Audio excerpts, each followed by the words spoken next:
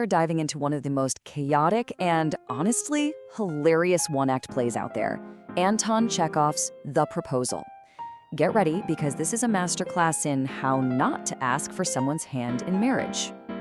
I mean, think about it. It's a pretty simple question, right?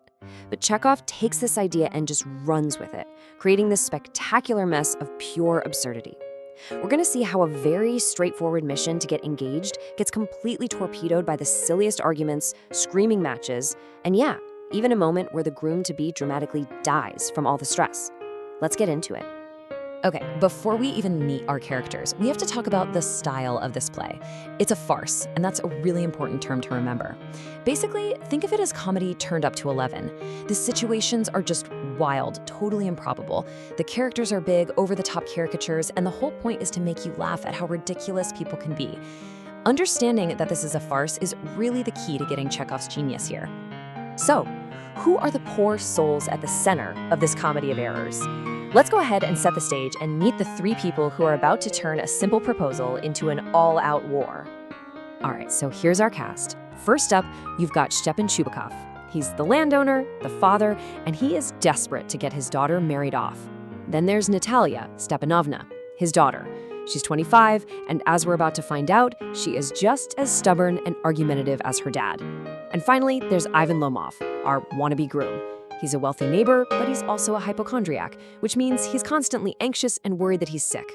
You put these three in a room together, and you've got the perfect recipe for disaster. So why does Lomov even want to get married in the first place? Well, this quote right here tells you everything you need to know. Notice what he doesn't say. There's no mention of love or affection or anything romantic. Nope. He says he's 35, a critical age, and he thinks getting married will give him a quiet and regular life that will magically cure his anxiety and his heart palpitations. For Lomov, marriage isn't about romance. It's a practical decision, almost like a doctor's prescription.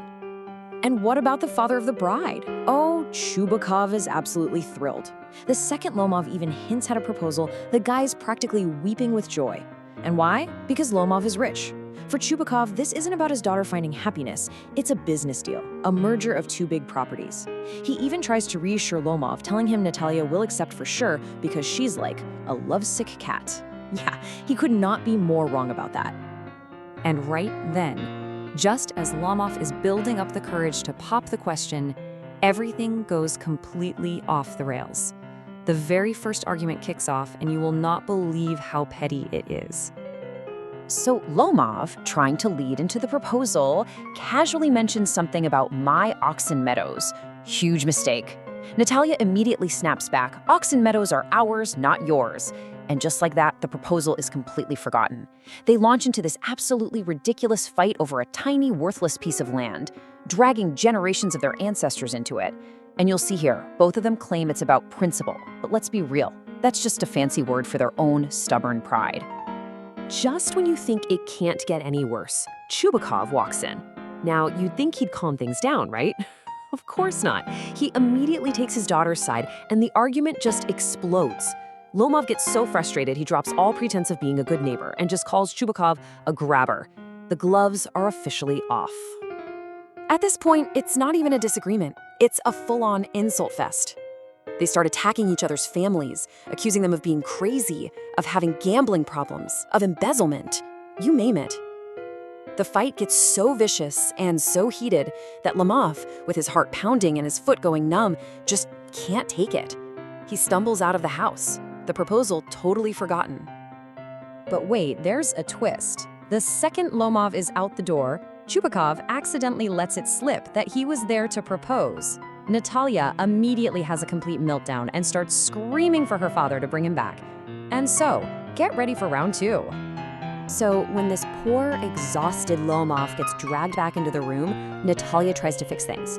She says, "The meadows are yours. Yes, yours," totally backtracking on everything she just said. She tries to pivot to what she probably thinks is a nice, safe topic. They're hunting dogs.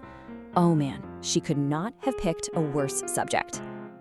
And this slide just perfectly sums up how stubborn they are. The conversation instantly turns into another contest. Whose dog is better? Is it Lomov's dog, Guess, or Natalya's dog, Squeezer? They argue about everything: the price, who has the better pedigree. They even start insulting the shape of each other's dog's jaw.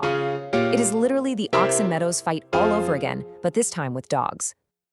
And check out Natalya's tactic here. Instead of talking about the dogs, she attacks Lomov personally.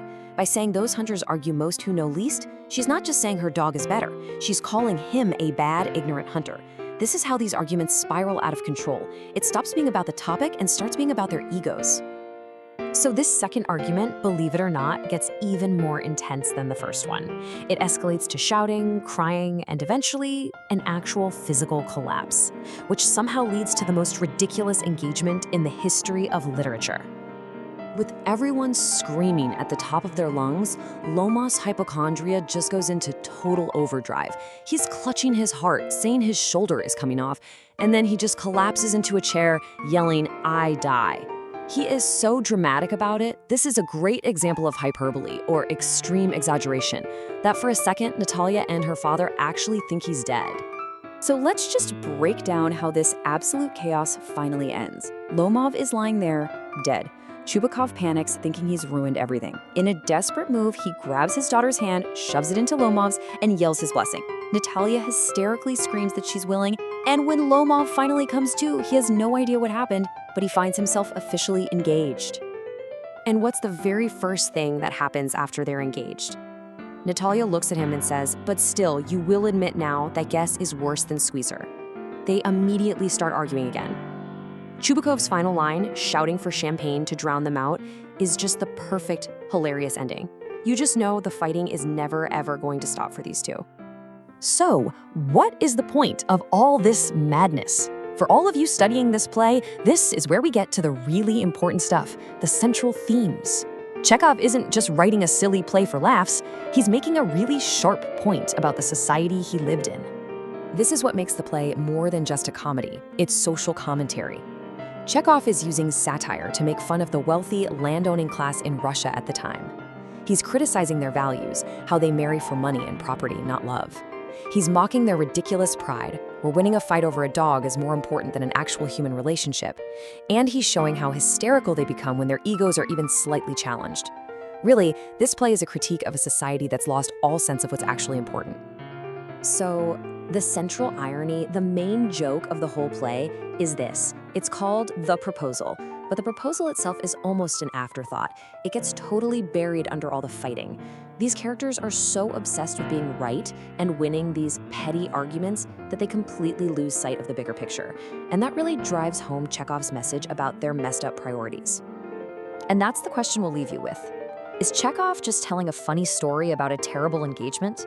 Or is he using this ridiculous situation to hold up a mirror, to show us something deeper about human nature, our stubbornness, our pride, and how easily we get distracted by things that don't matter?